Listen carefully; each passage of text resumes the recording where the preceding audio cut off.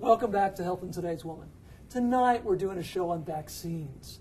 In our first segment we talked about what we're vaccinating against. In this segment I really want to take a look at some of the controversies that are associated with vaccines. I have assembled a great panel to talk about vaccines, and I want to introduce them to you now. First, this is Dr. Brent Rosser. Brent is a pediatrician at the Murfreesboro Medical Clinic. This is Ms. Nicole Mitchell, who is a patient who chose not to vaccinate her second child. This is Dr. Kathy Dundon, who is a pediatrician at Goodville Pediatrics. And this is Dr. Derek Johnson, who is also a pediatrician at the Murfreesboro Medical Clinic.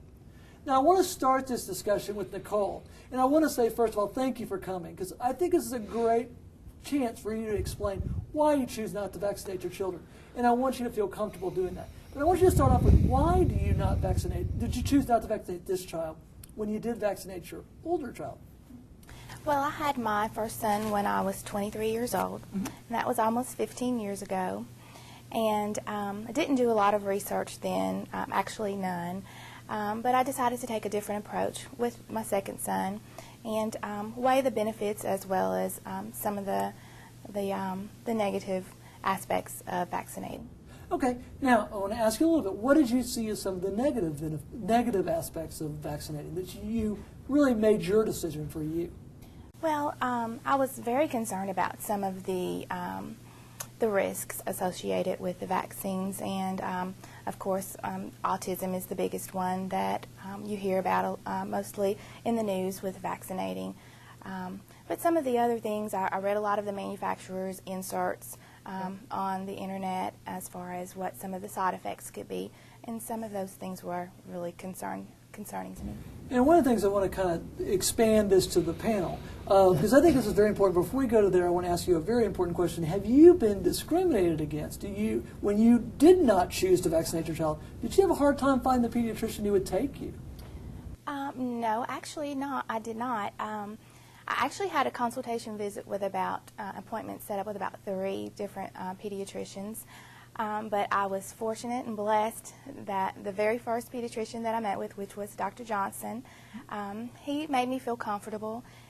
He did not say that he agreed with my decision, but he did say that he would accept my decision and work with me and my baby. Well, good. Now, I want to kind of expand this to everybody because I think this is such a great topic.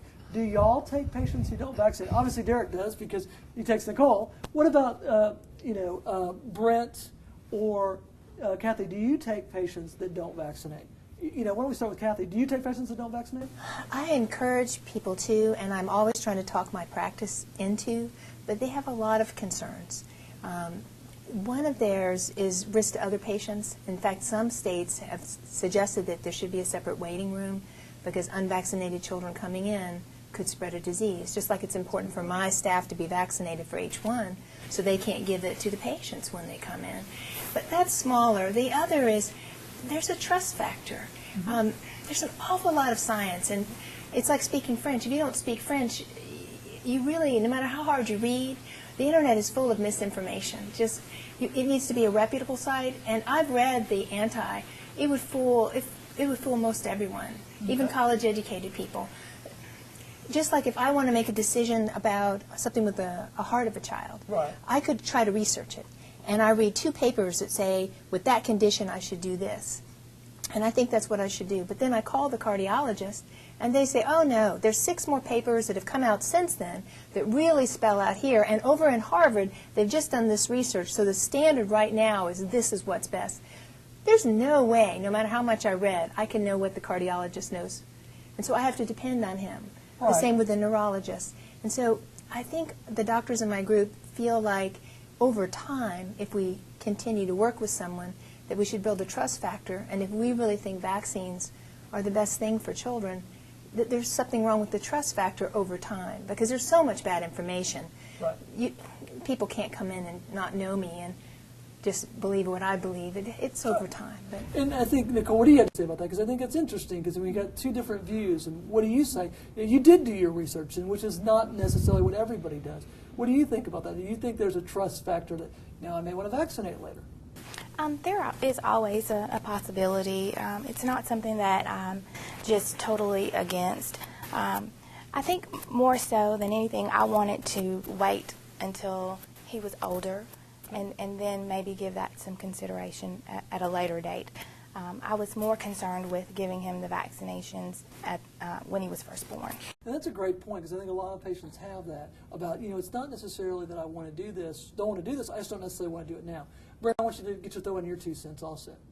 Well, I will accept patients of families that decide not to vaccinate, and as was explained earlier, you have to spend time with those families and discuss it with them and try to educate them. And sometimes they have their minds made up before they come in.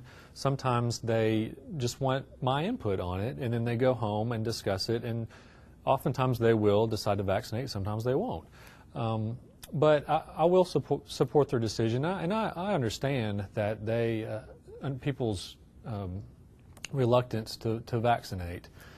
But I'm not there to change their minds. I'm there to educate them.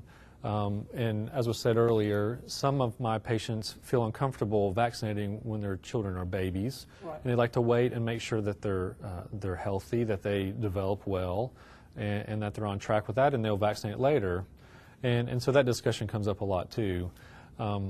But I try my best to vaccinate, and I explain how my children are vaccinated. I think that helps a lot, because a lot of parents want to know what I do for my own children. Right. And I have 3 children; they're all vaccinated. And so education is a big part, and that trust factor is a big part too. But I don't refuse to see patients if they're not vaccinated. I want to take just a second here, because I think I've heard something that I really want to bring out, and I think it's such an impressive thing as what we've seen in medicine today. And that is, I think we really are trying to move towards where having patients have importance. Their health care is important. When we come back, we're going to take a further look at this whole controversy with vaccines. We'll be back right after these messages.